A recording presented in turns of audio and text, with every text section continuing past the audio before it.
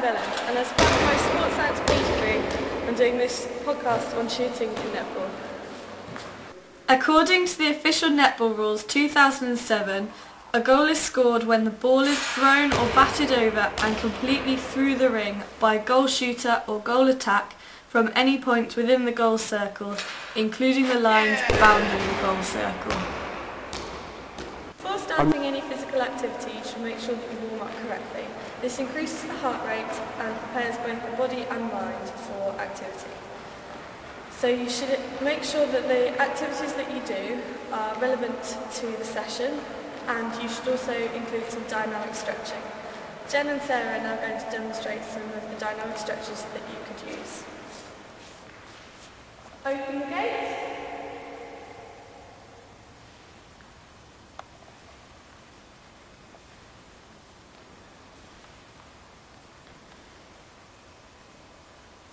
And close the gate.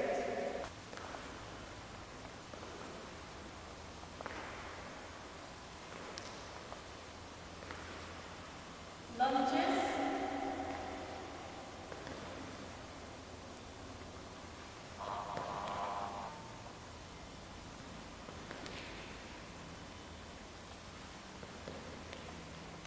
And sulos.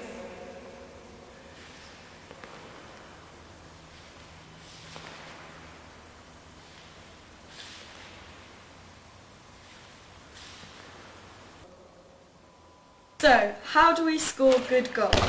Let's focus on some essentials. Stance, execution and follow through, introducing a defender, and finally a possible drill.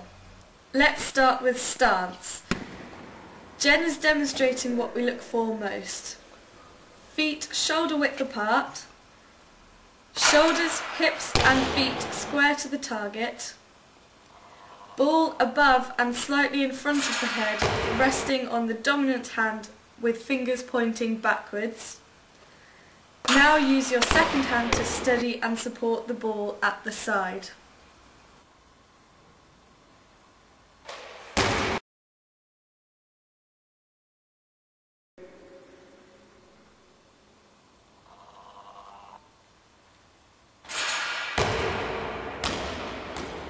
Now let's move on to execution and follow through. Bend knees, flex and extend arm upwards from the elbow, release ball at the highest point, following through with the fingers to ensure a high trajectory.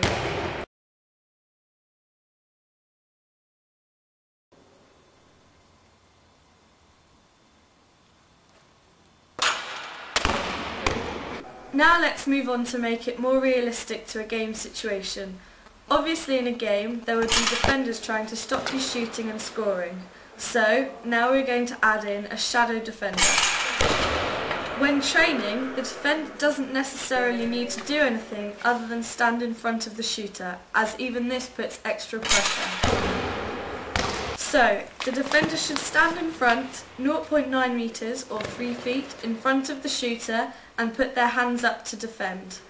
At this point, they shouldn't try and get the ball, they should just be a shadow defender. Once you've mastered that, you can ask the defender to try and get the ball to add a bit more pressure. As you can see, cones or markers are set out around the D.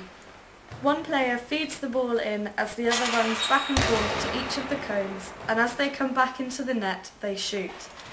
This drill is brilliant for building up pressure on the shooter, as they have to be as quick as possible. It also works on the player's agility, accuracy, fitness, and shooting skills.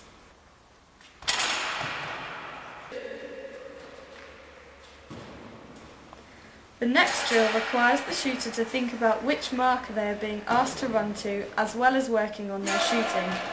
The feeder directs the shooter to each of the different coloured markers.